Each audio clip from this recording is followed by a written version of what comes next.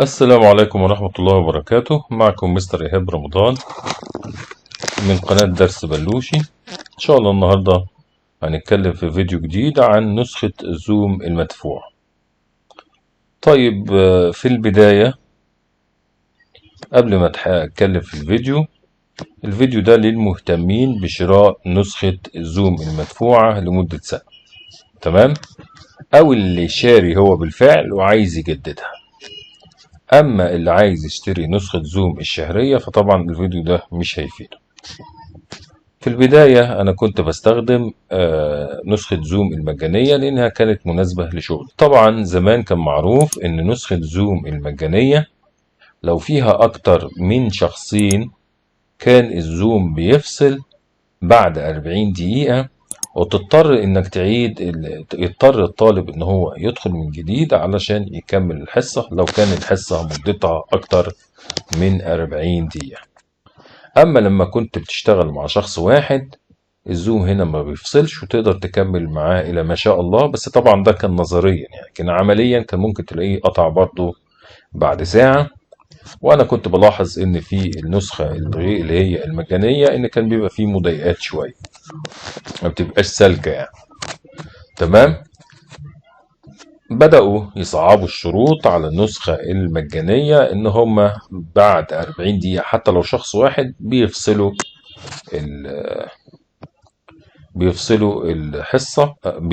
الاتصال بعد 40 دقيقة حتى لو شخص واحد. هنا بدأت أفكر إن أنا هشتري النسخة المدفوعة.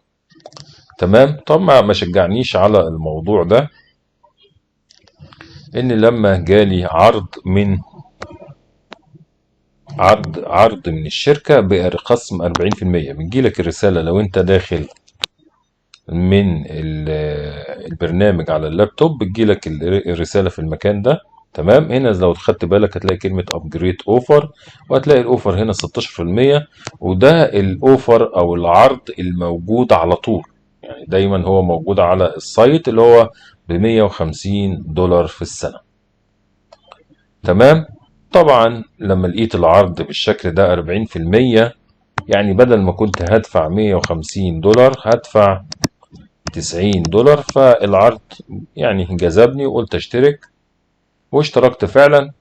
تمام. طبعا انا ما بحتاجش من الزوم مميزات اللي هي الميزتين اللي هما إن الزوم ما يقطعش عليا بعد 40 دقيقة، والميزة التانية اللي هي خدمة التخزين السحابي. يعني انت تخزن سحابي. يعني ايه تخزين سحابي؟ يعني تخزن على النت وبعد ما تخلص الحصة تبعت الرابط بتاعك للطالب. وبالمناسبة على فكرة لما تبدأ تشتغل اونلاين وكده بتفرق قوي مع الطلبة او مع اللي انت شغال معاهم لما يشوفوا واحد الحصة عنده بتقعد ساعة والزوم ما بيفصلش، مع حد تاني بيفصل بعد 40 دقيقة ويطلبوا يدخلوا تاني، مع واحد بيبعت رابط الحصة متسجل زوم. تمام كده بيبعت لهم. بيبقى في نوع هنا من انواع الاحترافية. طيب اشتركت ازاي؟ ممكن هنا ندي نبذة بسيطة عن انك ازاي تشترك، يعني مش هشرحها بالتفصيل. طبعا ندخل نضغط على كلمة upgrade today، فهيقول لي how many licenses do you need. طبعا هقول له واحدة. هتختار البرو ولا البيزنس. طبعا في ناس هنا بتاع ده هتختار البيزنس، محتاجين عدد طلبة أكبر. يعني أكبر ميزة اللي هي دي اللي هو في 300 طالب بيشتركوا معاك في الحصة، إنما هنا في 100 بس. ففي ناس ممكن تحتاج، والفرق بينهم على فكرة مش كبير. المهم أنا هختار هنا البرو لأن ده أنا اللي شغال عليه. وبعد كده هقول له بيرسونال يوز، لا ما بستخدموش في البيزنس.